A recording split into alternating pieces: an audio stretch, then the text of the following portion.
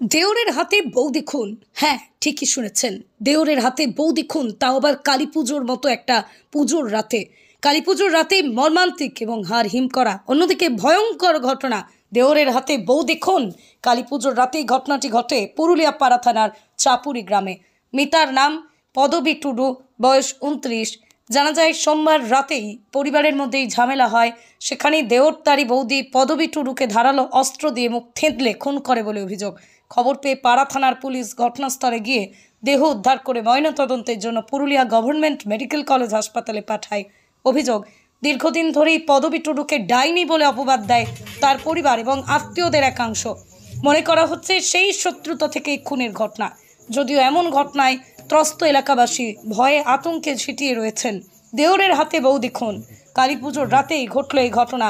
হাড় হিম করা ঘটনার সাক্ষী থাকলো পুরুলিয়ার পাড়া থানার চাপুরি গ্রাম। কি লয়ে গেলে টাইনি নিয়ে গেল, বলছে আমার ওকে বলছে ডাইন মোটে তুমি ছেলেপুলাকে খাই সব মনে করে টাইনি নিয়ে গেল, সব টাইনি নিয়ে গেল, সব ভাই মিলে 4 ভাই 4 বউ ওরা সব টাইনি নিয়ে গেল। ওই উনি ঘটনা করল।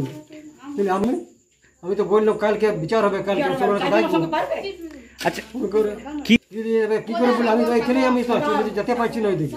তারপরে আমি তো পুলিশ দিকে চলে গেলাম, আমি বলছি ফাড়ি যাবো। এদিকে ঘটনা হয়ে গেছে। হিটলাল টুডু, শুক্লাল টুডু, প্রকাশ টুডু, রাজেশ টুডু আর ওদের বউগুলান সব। আমি যাবার জীবন জেল চাই ওদেরকে, নাই যাবার জীবন জেলে আমিও একটা একদম শেষ করে দেবো। আমি একটা আমার আপনার স্ত্রী হয়তো? আমার স্ত্রী। কি নাম আপনার স্ত্রী? পদবী টুডু।